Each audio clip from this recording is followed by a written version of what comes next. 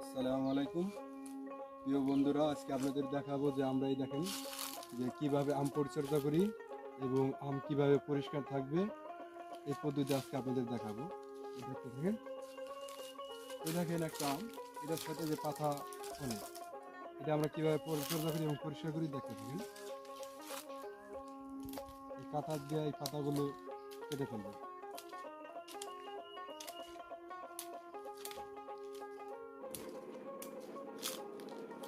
দেখেন এটার সাথে আপনার পাতা আছে, পাতাগুলো কেটে ফেললে হয় কি, বলতে পারেন যে এই পাতা কাটলে কি হয়, এই যে যখন বৃষ্টি হয় পাতার থেকে এই পানি পড়ে আমের উপর একটা কালো দাগ হয়, মানে টিলা হয়।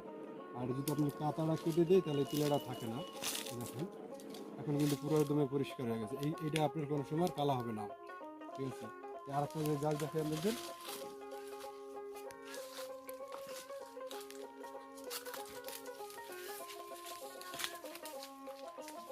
দেখেন এটা কিন্তু প্রচণ্ড পাতা। আমরা এটা পরিষ্কার করতে হয় কি,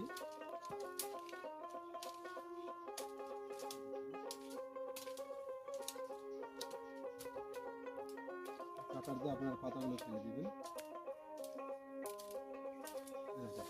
এই আমটা এখন আর আপনার কালো হবে না, পরিষ্কার থাকবে।